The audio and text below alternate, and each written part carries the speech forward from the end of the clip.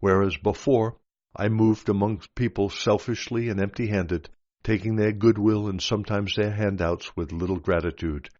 I came now with an abundance of life-giving possibilities for everyone who is prepared to listen to my words and take action to improve his quality of life. I want you, who are reading these pages, to fully understand my position at that time, my state of consciousness after my illumination in the desert, and the persona I presented to my countrymen as Jesus. There have been so many conjectures that I am about to give you the truth. I was born to have, when mature, a fine physique, strong, aquiline features, a remarkable intellect, and a love of mimicry and laughter. But like so many of you today, I took no care of my earthly talents. At the time of going into the desert, my face and manners were what you might call downgraded from what they should have been. While I had begun to examine and rebel against what I had become, my intellect had also suffered from misuse, constantly engaged in arguments and dissensions over religion, and indulging in flippant speech. I made people laugh. I was liked by the men and women I mixed with, but certainly not respected. Hence the astonishment of those who had known me when I spoke to them in the synagogue in Nazareth. While my mother nursed me back to good health, I made powerful use of the knowledge and enlightenment given me in the desert. This restored me to the man I was meant to be. When I started my mission, I was fully aware that I was the only one with supreme knowledge of the secrets of creation and existence itself. Therefore, I could say with perfect confidence, "No one has seen the Father but me." I knew that all that man believed in so wholeheartedly was false, not real. I knew that I had been specially fashioned and designed by the Father for this mission. I had been blessed abundantly with the physical energy, vitality of speech, and the ability to devise meaningful parables to enable me to pass on the message successfully and in a form that would never be forgotten. Besides which, I understood my fellow men so well from long association with them that I knew their fondest hopes, their most desperate fears. I knew what made them laugh and prompted them to mockery and derision of the rich and pompous. And I knew, also, how deeply so many, young and old, suffered silently and bravely. I knew and experienced deep compassion for the populace which lived in fear of, or endured, the verbal whiplash of Pharisees and bowed down to the tax laws of the Romans. I knew how their proud Jewish spirit was bruised by the conquering Gentiles, whom they were forced to honor with their lips and hand and knee salutations, yet whom they despised behind closed doors. I knew and fully understood the lives and thinking of the populace. I had previously thought their thoughts, felt their resentments, endured their kind of anxieties in time of lack, felt powerless in the grip of the Roman governance. I now knew that none of this suffering was really necessary. Knowing as I did the reality of existence, the reality of universal God, I could clearly perceive the foolishness of the Jews in authority who were imposing a burdensome way of life upon the populace, which was wholly erroneous and in direct contradiction of the truth of being. The situation made me deeply angry. Therefore, I knew I had been perfectly fashioned and honed to become a purified instrument of divine action in Palestine, driven by my passion for truth and driven by my compassion for my fellow human beings. Hence, I called myself Son of Man, because I knew exactly what mankind was up against in their daily lives. Furthermore, I had perfect confidence I could achieve my objectives in bringing the truth to the people and thus be instrumental in changing the quality of their lives. For that reason, although I knew right at the outset of my mission that there would be a penalty to pay for all I proposed to do, turn the known Jewish world upside down and inside out, I was prepared to face up to it and go through it, could not evade it, because I loved people with Father love flowing through my heart and being. For Father love is the essence of giving, giving itself into visible being and visible existence and growing, protecting, nourishing, healing, and fulfilling all the needs of all creation made visible. I knew I was the Father's gift of salvation to the people, to the world, not as they supposed and taught down the centuries, salvation from punishment meted out by an angry God to sinners, but to save people from the daily repetition of the same mistakes in wrong thinking which created their misfortunes, poverty, sickness, and misery. Because I loved the human race so deeply, I was prepared to teach and heal in defiance of the Jewish priests. I was prepared to die on the cross for what I had truly seen in the desert, knew with all of my heart, and wanted to share to the last drop of my ability to do so. This is the truth behind my crucifixion, and all the rest you've heard is man-made conjecture arising out of the Jewish practice of burnt offerings in the temple. I was a gift from the Father to mankind to help them surmount their ignorance of the laws of existence and find the true path of life, leading to the joy, abundance, and perfect wholeness of the kingdom of heaven. These were the perceptions, the desires, the intentions and goals, and the thoughts which I bore within my mind and heart. This was the earthly, mental, emotional framework clothing my spiritual consciousness, hidden within the head and figure of Jesus. It was my spiritual consciousness channeled into the above forms of thought and feeling which impelled me to set out on a 3-year journey to bring the people what I fully believed was the final rescue from their own blind thinking and feeling, which were creating their own troubled lives. I truly believe that if only the people could be shown all that had been given to me to understand, they would realize their past folly and would make every effort to change their thinking and put foot to the path of life leading to the kingdom of heaven. To this end, I was prepared to give my life.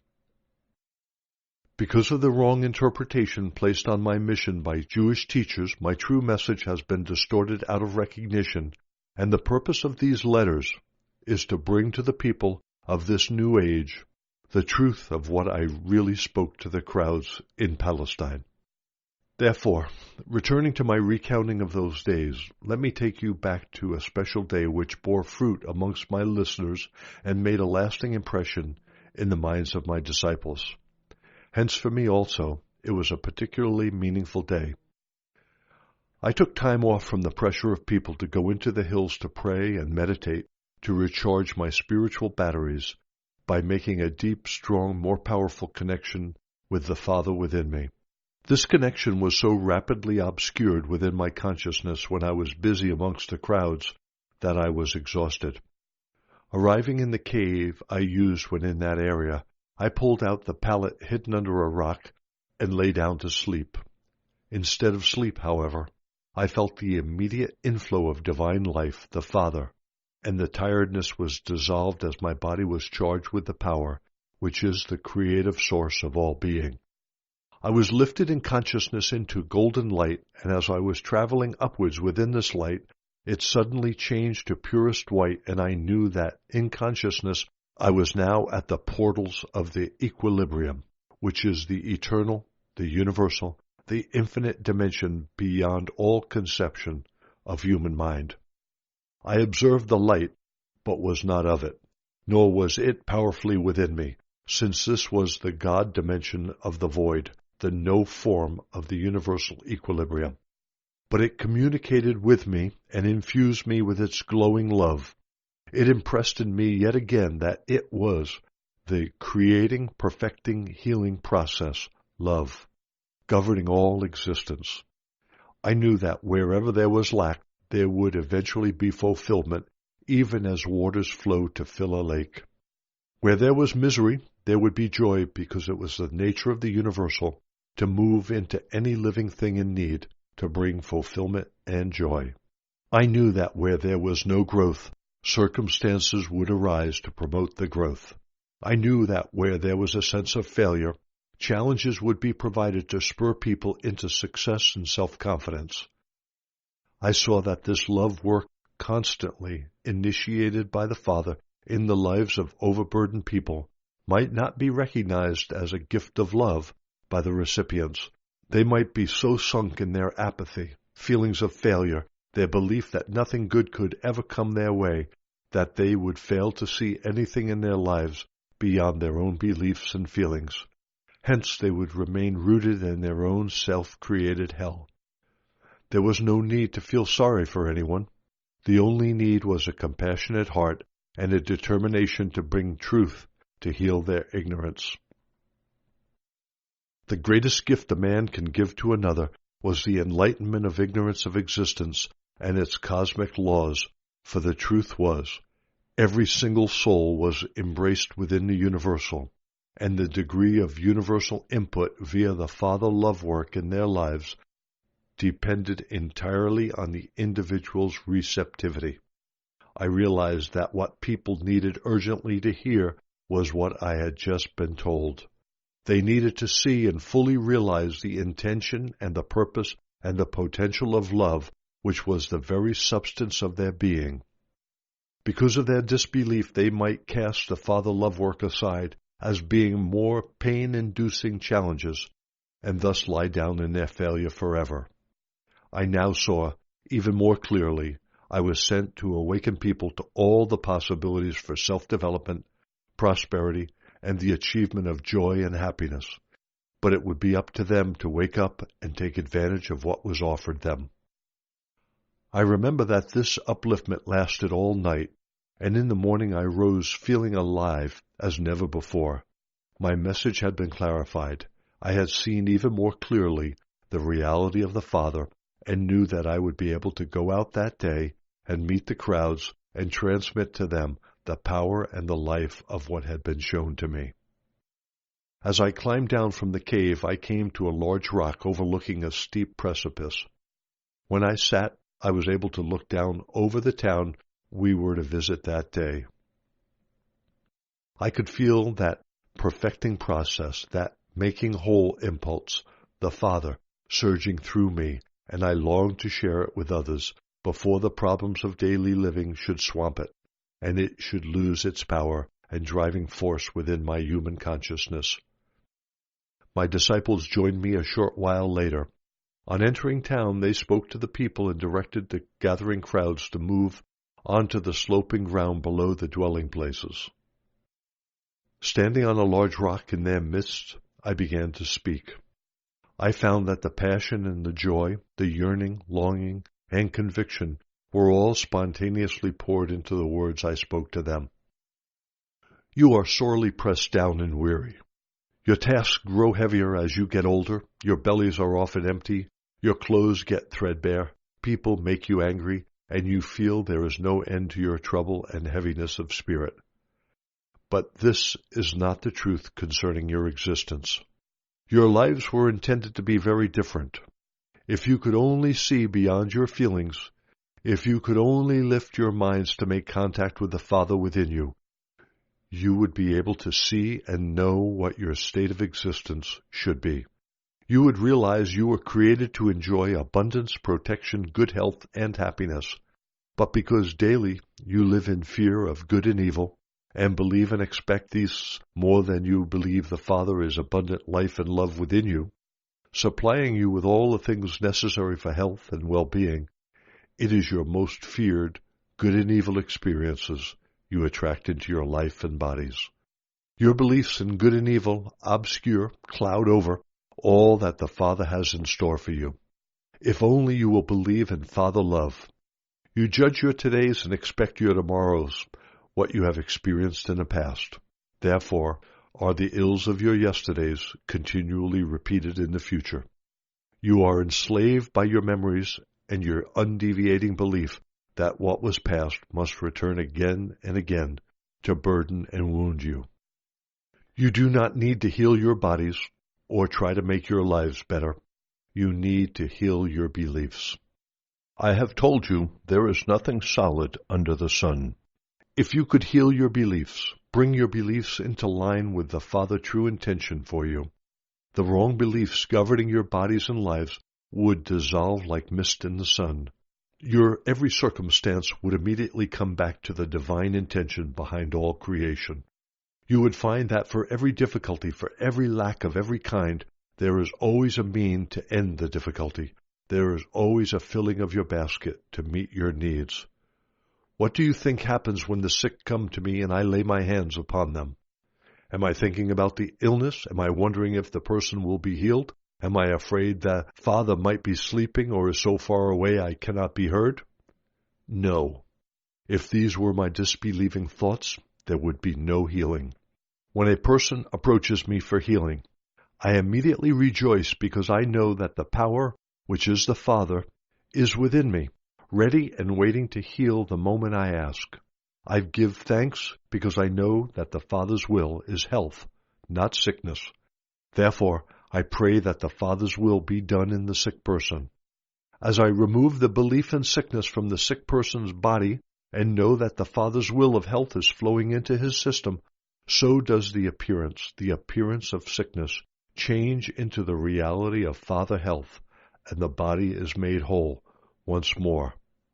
Sickness is nothing more than a lowering of vitality, a reduction of life within the affected part. Restore Father life to the true intention and plan of your system, and the entire system functions as it should. You have been told that God sends sicknesses, plagues, famine, destruction to nations when they do not keep his law. You've been told that you yourselves are punished by an angry God for sins you have committed. What is punishment but evil doing under the guise of goodness? I say to you that evil does not come from God. How can God be of two parts, good and evil? It is only in your minds that you conceive good and evil. Only in your hearts do you think and feel it. These thoughts and feelings have nothing to do with the true God, which is the Father within you, bringing you every good thing, if you will but believe this is so. It is your belief in good and evil, and the good and evil in your hearts, which brings you sickness. In reality, you live within the kingdom of heaven, and the kingdom of heaven is within you, and you are governed by the Father. But because you believe in the punishments from God, believe that only sacrifices in the temple will save you, believe that you are heir to sickness, poverty, misery, you create with your minds the very things you do not want. Be not downcast. Rejoice and be glad, and know that those who experience lack, far from being punished and abandoned by God, even though they have sinned, are truly blessed. The man who has nothing is rich in the power of the Father, if he will but heed it, trust it, and live within it. For when your bellies are full and your bodies know ease and your minds and hearts are comfortable, you have no urgent and pressing need of the Father to become active within you to fulfill your needs. You believe by your own thoughts and hands do you fulfill your own needs easily. So when you speak of God, you can only speak of what you have heard spoken by others. You yourself have no direct experience of God. Consider the rich. They are sunk, bound, bogged down in their own riches. They get up in the mornings and go about their daily business, knowing nothing about the power of the Father within them. They think the thoughts which will increase their riches, the thoughts which will boost the self. They send out commands which will burden those who serve them. They live their lives according to their own choosing. Therefore, because they draw their limited life only from their own limited human thinking, arising from their bodily minds and hearts, they get sick and experience as much misery as does the man who has nothing. They do not realize they are only half alive, because they are not in touch with the source of life, the Father within them. Neither do they ever see that much of the good which has come into their lives is not of their own devising, but is the love work of the Father hidden within them. The religious leaders are at ease in their own comforts of positions of authority. They have no need of anything beyond their own physical satisfactions. Because they have no personal knowledge of God, they must read, from their holy books, the words of holy men spoken 1,000 years ago, and tell the people what they think the words mean. But all they speak is drawn from their own little minds, which are imprisoned in the comforts of their lives, sunk in the expectations of what they shall eat and drink, and what apparel they will wear to impress the people. They know nothing of the inspiration which gave birth to the words spoken by the prophets all those centuries ago. Neither do they know whether those words are what you really need to hear at this moment, for times have changed. Believe me, the rich and the religious leaders are strong in earthly things and do not want to be moved on from all they regard as secure and everlasting in their traditions and observances. Any deviations will shake the foundation of their beliefs and therefore of their lives, and so they build mental defenses against the inflow of the power of the Father. They too get sick, and they, in their own way, know misery as you do, who have no earthly comforts. There is no difference between you who have little in life and those who have it all, for rich and poor alike get sick, make enemies, find themselves alone. But the potential for you gaining more than the religious and the rich can ever hope to gain in health, happiness, good fellowship, achievement in your chosen way of life is enormous. And when it is all accomplished, you will know that the opportunities, the ability, the inspiration, all came from the Father within, because you will know you could never have done such things if you had not asked the Father within to help you use all your talents to put plenty of food in your cupboards and clothes on your back and happiness and a good life for your children. All these things will the Father do for you, if you will but ask, and believe, and know, and remember at all times that it is the Father nature to create and then provide abundantly for all its creation. Just as you would not willfully deprive your children of the things they need, so will your Father never willfully deprive you of all you need for a happy life. If you are poor, it is because you have not yet understood the nature of the Father, nor have you understood that you must work with the Father to fulfill your own needs. You must immediately grasp the divine opportunities presented to you to help you forward.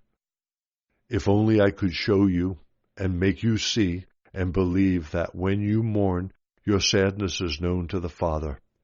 In time your sadness will be changed to joy if you will but turn to the Father and watch the work the Father love is doing in you.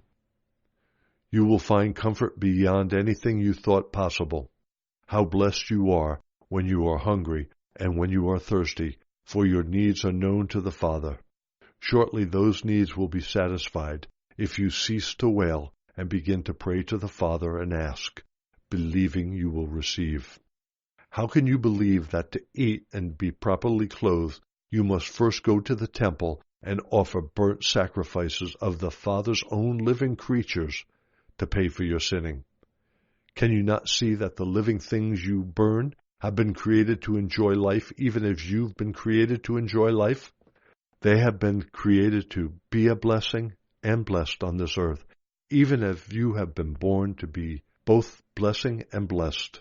For this is the nature of Father love revealed in its creation. If you remember that what you truly believe is what you get, can you not see that this Jewish belief in temple sacrificing of living things will bring you nothing but misery? Believe in punishment, and punishment is what you will get.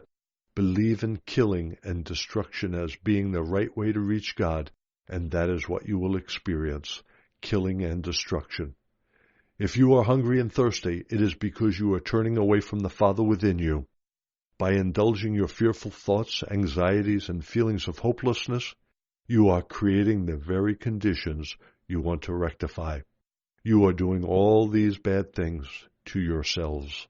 Therefore, even more blessed are you when you hunger and thirst for goodness and for contact with the Father within you, because then you will surely be filled up 100 times over.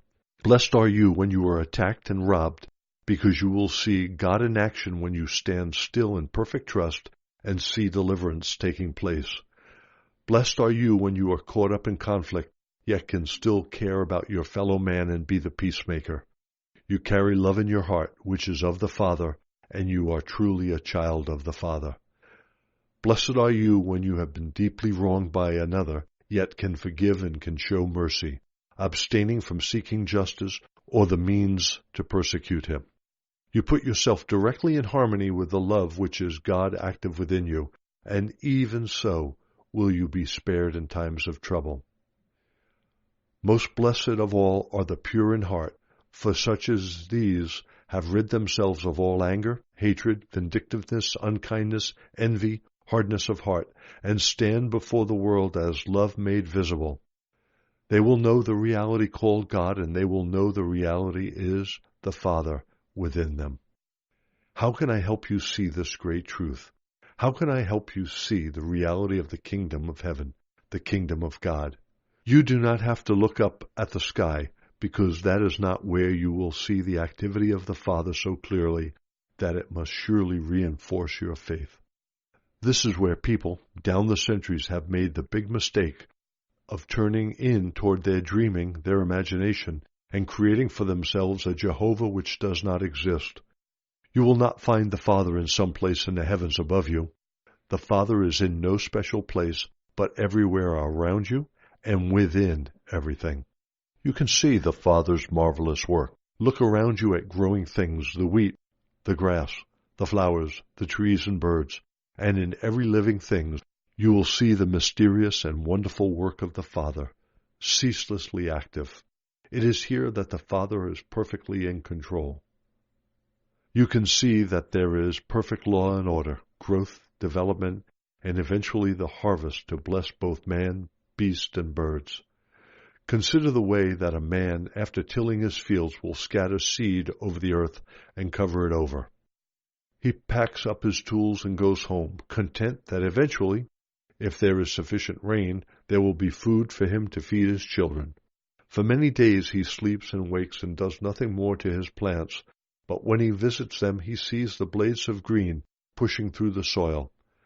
Later he will return and see the growth of stalks and leaves, and later on again he will see the forming of the seed, and then one day he will see that the grain is plump and golden and ready to harvest. Meanwhile, all this growth has taken place without any help from him. The wheat has grown in a marvelous way that he cannot explain. Is it magic? No. It is the work of the Father, the power, loving intelligence throughout the universe, which inspires the work and respires through it. It is the activity of the Father, which is the intelligent life of the universe. When you enter the kingdom of God, you have a good feeling. You feel happy and joyous. Can you imagine how a woman would feel if she lost a large sum of money and wondered how she would feed her children?